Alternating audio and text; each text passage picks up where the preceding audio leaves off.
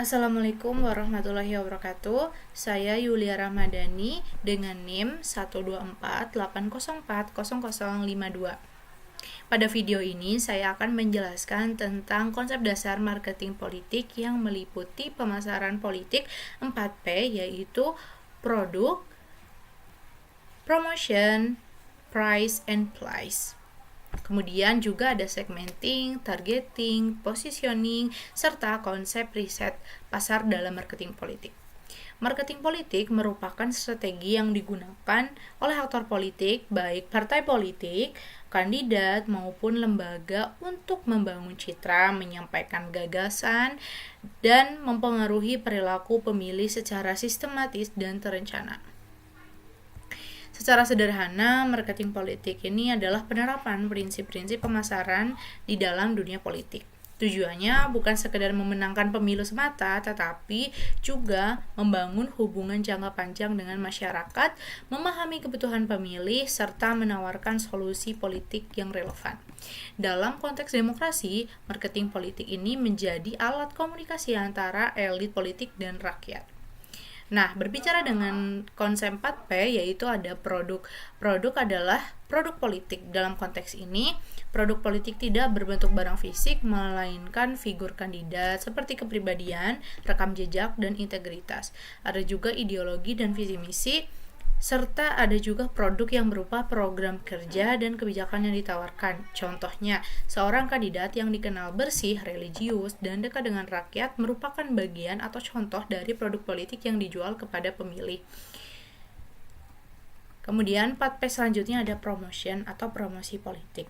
Promosi politik adalah cara aktor politik mengkomunikasikan produknya kepada masyarakat. Bentuknya antara lain kampanye terbuka, iklan politik di media, seperti media sosial, atau debat politik. Juga ada yang berupa bentuk relawan dan komunikasi door to door.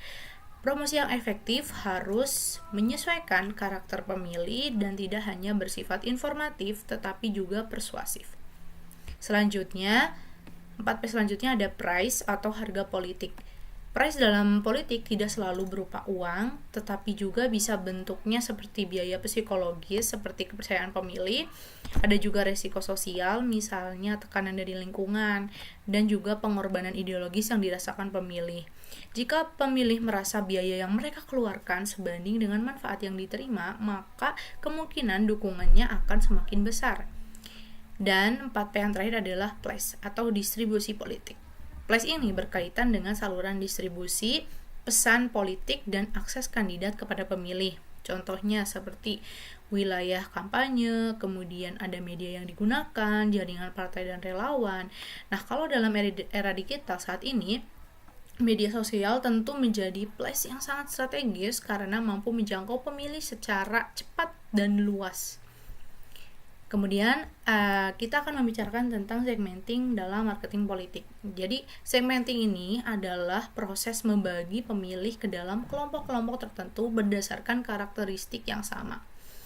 Seperti demografis itu berdasarkan usia, jenis kelamin, dan pendidikan. Geografis seperti wilayah tempat tinggal, daerahnya kota atau desa.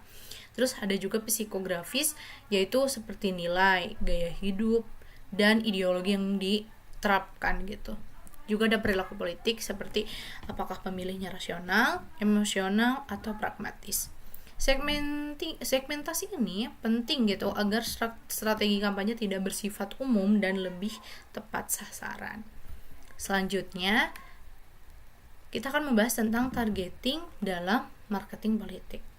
Jadi, setelah melakukan segmentasi ini, langkah berikutnya adalah targeting, yaitu menentukan segmen mana yang akan menjadi sasaran utamanya.